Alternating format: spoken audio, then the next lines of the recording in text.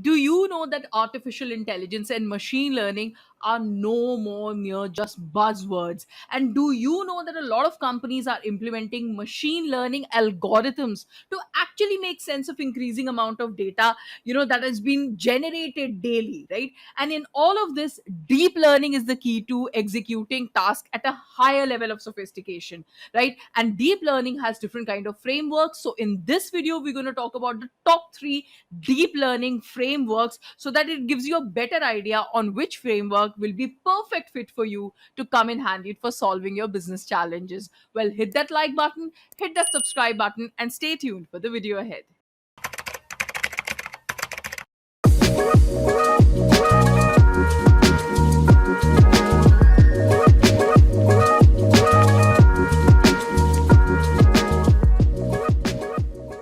Hello, everyone. This is Afreen from INSEAD. And in today's session, we will talk about 3 most popular deep learning frameworks and their use cases, right? Now, we all know that the software industry nowadays is moving towards, it's moving towards intelligence, right?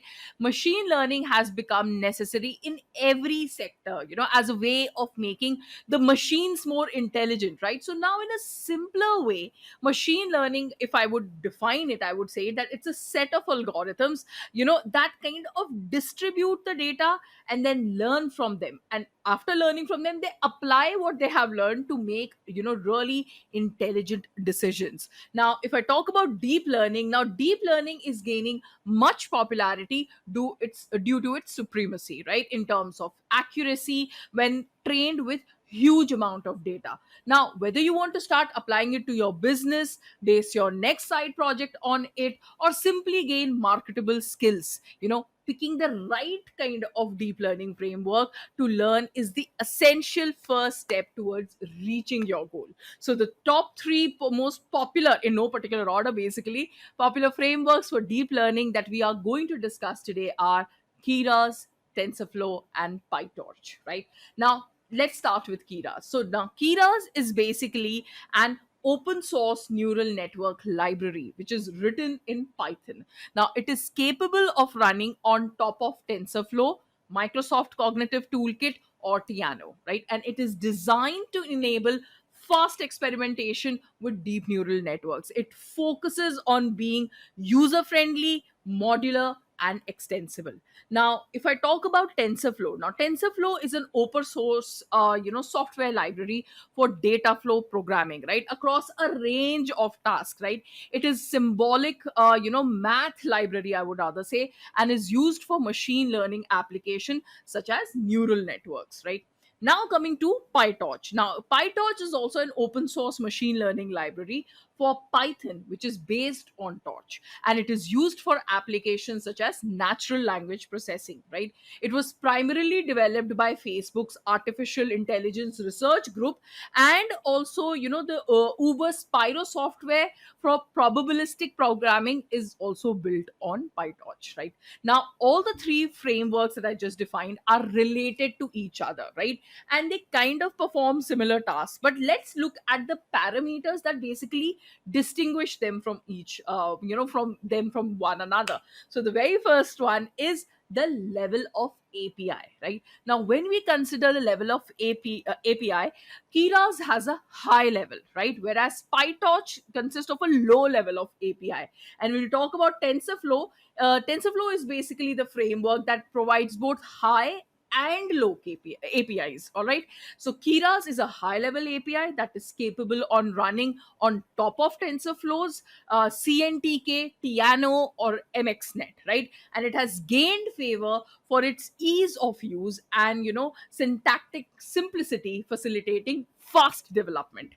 On the other hand, if I talk about PyTorch, PyTorch is just a low level API, right? And which is focused, on direct work with EDE expressions, right? It has gained immense interest in the last year, becoming a preferred solution for academic research and application of deep learning requiring optimizing custom expressions, right?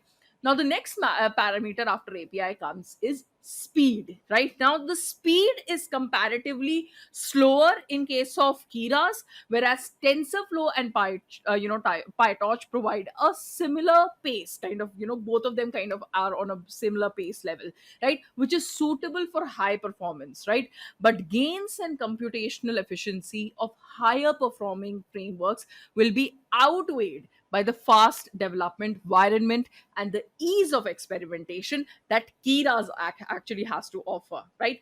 Now let's move to the next parameter, which is the architecture. So in case of architecture, now Keras has a simple architecture, right? It is more readable, it is more concise, it is simple and easy to use, which is why most of the beginners will prefer to use Keras when compared to the other two, right? TensorFlow, on the other hand, is not very, very easy to use, right? It has complicated architecture that might not be very, very helpful for the beginners. Now, if I talk about Python, on the other hand, that has a very complex architecture, and also the readability is less when compared to Keras, right? The next parameter here of comparison is ease of code, right? Now, one of the advantage of using Keras is that they are a single line of code for implementing it, right? Which makes it a preferable framework for the coders. But TensorFlow provides a reduced size model along with higher accuracy. So Python, on the other hand, if I talk about it, it consists of more number of lines in code, and it is not so simple when it is compared to the other two, right? The next parameter that we come to is debugging. Now, in Keras, there is usually very less frequent need to debug simple networks, right? And it offers a more direct and convoluted debugging experience regardless of model complexity, right? But in TensorFlow, it is quite difficult to perform debugging, right, by touch, in a way, right? On the other hand, it has better debugging capabilities. It has fewer opportunities to go, but once something goes wrong, it is difficult to pin down the exact line that caused the trouble, right? Now, moving on to the next parameter is the community support. Now, Keras has got a smaller community support when it comes to troubleshooting any problem or any error, right? But TensorFlow, on the other hand, is backed by a large community of tech companies. PyTorch also has a strong community support if it comes to it, right?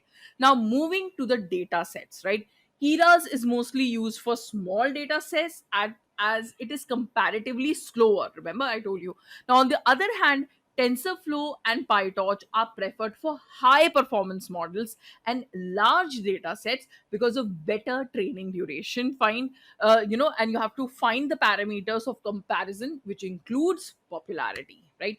Now, all these three frameworks that I just talked about have gained quite a lot of popularity in the recent times. I'm sure you must have all heard of these frameworks, but Keras has topped the list, followed by TensorFlow, and then comes PyTorch, right? It has gained immense popularity due to its simplicity. I'm talking about Keras, right? Because of its simplicity when compared to the other two frameworks. So we have seen the various parameters that distinguish the frameworks, but there is no straight answer to which one is actually better, right? The choice ultimately comes down to your technical background needs and expectations, right? So let's move on, have a look at what the suitable situations where all these frameworks should be used. So Keras is mostly preferred in case of rapid prototyping, right? So if you want to quickly build and test a neural network with minimal lines of code, you have to go for Keras, right? Also, it is more suitable for kind of small size data sets, and best for newbies as it is simple and easy to understand. Now, TensorFlows is mostly preferred for large data sets, and also where high performance is mandatory, right? Also, if I talk about TensorFlows, it provides advanced operations and all general purpose functionalities for building deep learning models. Now, if I talk about PyTorch, right, you can implement almost everything, right, that you want to, which makes it pretty flexible for use. Also, it provides a better training duration and debugging capabilities when you compare it to Keras or the TensorFlows, right? Now that we have learned about the top three deep learning frameworks, do let us know which one of these three serves your purpose better. Don't forget to share your opinion in the comment section below. Hit that like button, hit that subscribe button, so that every time there's a video out, you are the first one to get notified. Till then, thank you so much.